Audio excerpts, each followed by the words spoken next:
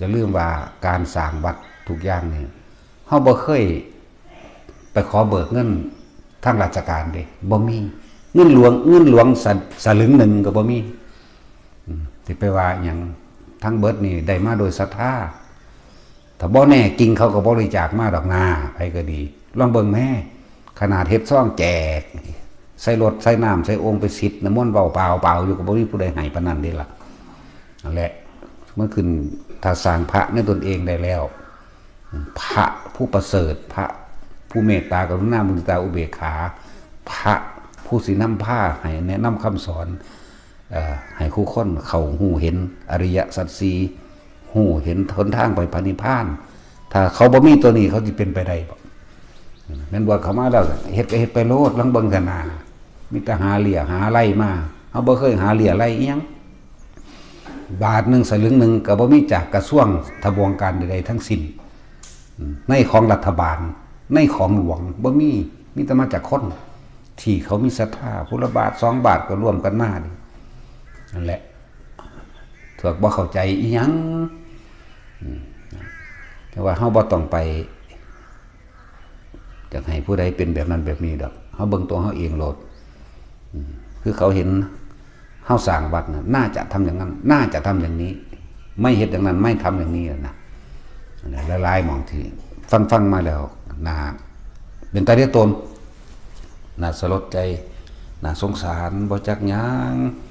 สาหาเลี้ยงลูกเลี้ยงเมียอยู่ก็ยังไม่ยุ่งกับเขาบ่รู้จักระเบียบการหยังบ่เคยลงมือทำย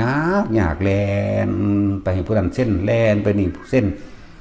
พวกทำงานในหันดิแต่งหน้าแต่งตาเชียนคิ้วเชียนปากเว้าพื้นกันงำถ้าแนะนำก็แนะนำแบบรำคาญไปเลยเป็นตะตีปากคืออย่างนี้ดินั่นแล้วบัดนี้เรื่องมากแก่โตตะบึดตะพื้อข้าราชการของประเทศเท่านี่แก่ตัวเก่งที่สุดไปได้ว่าล่ะนั่นแหละสิ่งที่เฮาเฮ็ดมาเฮาพบพอมาถ้ามีเรื่องมาหรือออกมาแก้ตัวอย่างนั้นอย่างนี้ยินดีสนับสนุนว่าซั่นแต่ความจริงมาเสยดองเอกสารไว้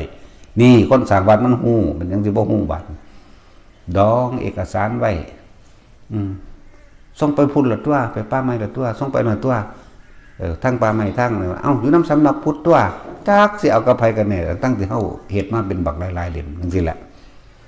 บอกให้ฮู้ไว้พวกบ่จักหยัง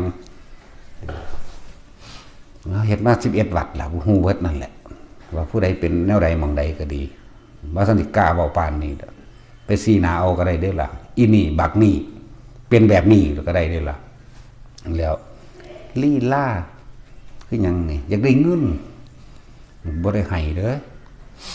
นั่นแหละแต่ถ้าฟ้องแล่นออกแก่ตัวเบิ่งเท่าหน้าพวกมื้อนี้ก็เลยเฮ็ดหนังสือท่วงแล้วท่วงอีกบ่ได้มึงก็เอากฎหมายโลกไปใส่สู่แต่สูเนี่ยเอากฎหมายโลกมาบังคับพระแม่เนาะนั่นแหละ